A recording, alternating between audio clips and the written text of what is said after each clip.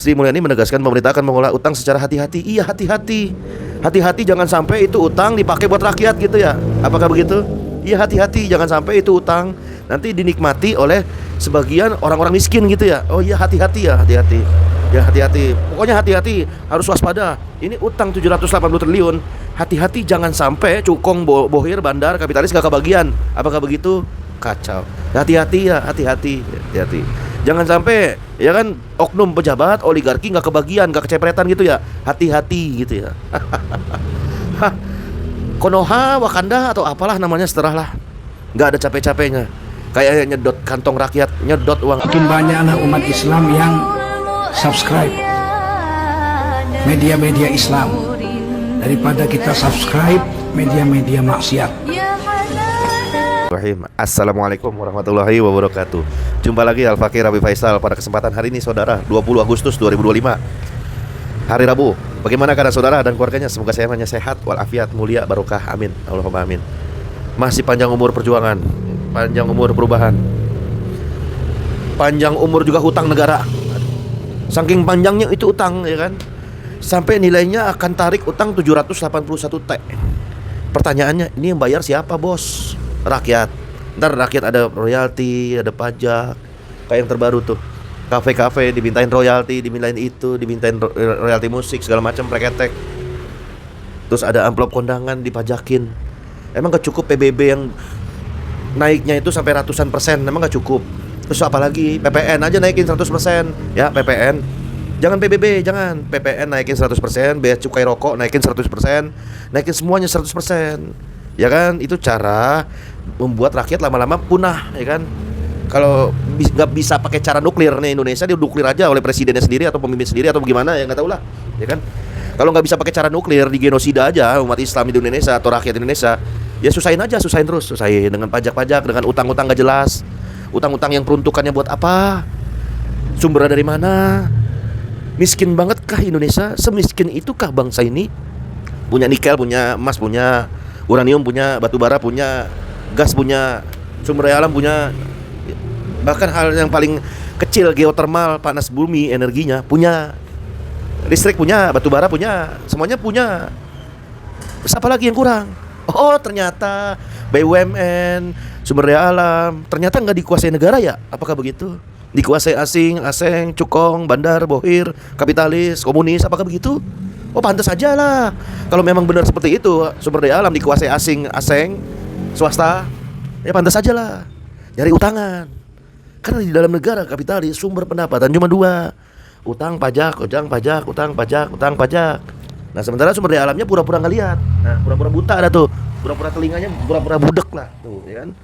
Sumber daya alam ada jelas di depan mata, faktanya ada di depan mata kita. Sumber daya alam yang harusnya dimanfaatkan, dikelola oleh negara untuk kemakmuran rakyat, bukan kemakmuran cukong, bukan kemakmuran komunis, bukan kemakmuran kapitalis, tapi kemakmuran rakyat. Ya, yang mudah-mudahan aja sumber daya alam kita benar-benar dikelola oleh negara, bukan oleh cukong, begitu kan?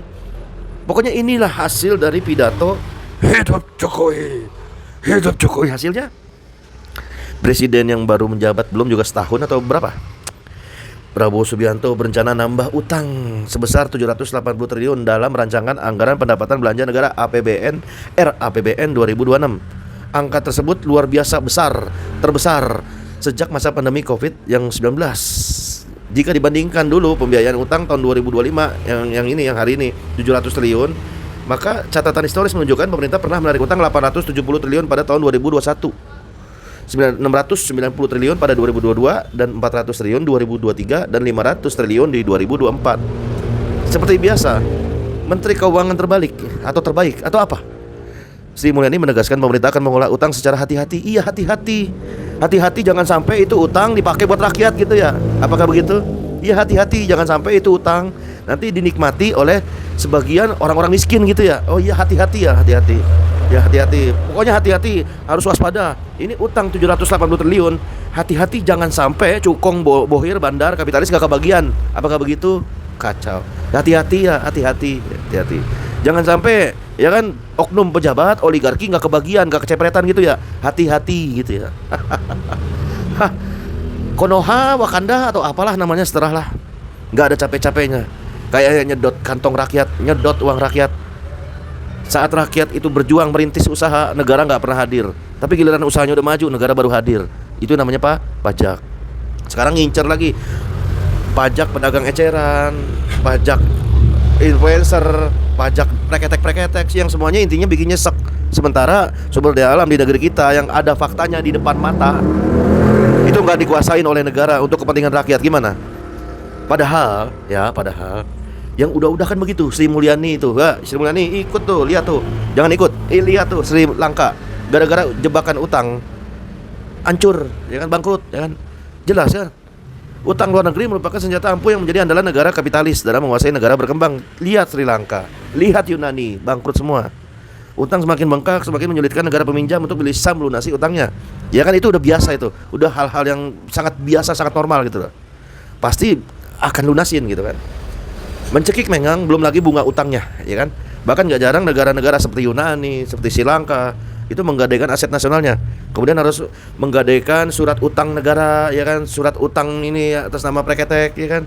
Celakanya lagi, tidak semua utang tersebut adalah milik pemerintah, karena pihak swasta apakah kecepretan juga soal menerima bantuan utang 780 triliun ini. Padahal kan sederhana sekali, sangat simpel. Indonesia mayoritas muslim, otomatis semudah balikin telapak tangan, semudah jentikin jari. Kalau ingin bebas utang, boro-boro bebas utang.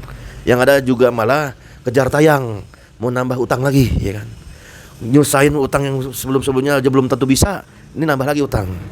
Padahal di dalam sistem Islam kafah, ya, udkhulu fis silmi kafah wa la tattabi'u khutuwati syaitan innahu lakum aduwwum mubin. Setan itu musuh nyata. Masuklah ke dalam Islam secara kafah. Pada Islam bukan hanya sekedar ibadah, bukan hanya sekedar akhlak, bukan hanya sekedar adab, bukan hanya sekedar sholat, bukan hanya sekedar ritual-ritual, tapi Islam juga mengatur sistem ekonomi Islam, aturan keuangan Islam yang pusatnya di Baitul Mal. Kan Sri Mulyani sendiri yang bilang, kita ini butuh solusi ekonomi syariah daripada ekonomi kapitalis, ya kan? Harusnya bukan cuma mulut doang, congor doang mulutnya, tapi juga dibuktiin. Ini malah nambah utang. Dalam sistem Islam kafah, persoalan utang itu gampang, semudah balikin telapak tangan. Nah, harus selesaikan secara bersama-sama masalah utang. Dengan bayarnya bukan pakai pajak rakyat, tapi bayarnya pakai sumber daya alam, harus dikelola oleh negara, ya kan?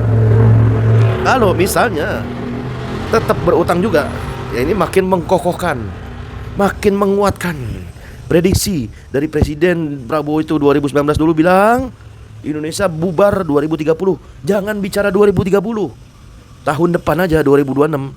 Kalau terus ngutang model kayak gini dari pajak rakyat, ya kan, nggak usah nunggu 2030, bulan depan juga bubar. Wassalamualaikum warahmatullahi wabarakatuh. Makanya selamatkan dengan Islam kafah. Apa salahnya pemerintah, penguasa berrekonsiliasi, ya kan, bertanya kepada habaib dan ulama lurus, bagaimana nih hukum soal utang piutang dan keluar dari utang riba ini. Wassalamualaikum warahmatullahi wabarakatuh.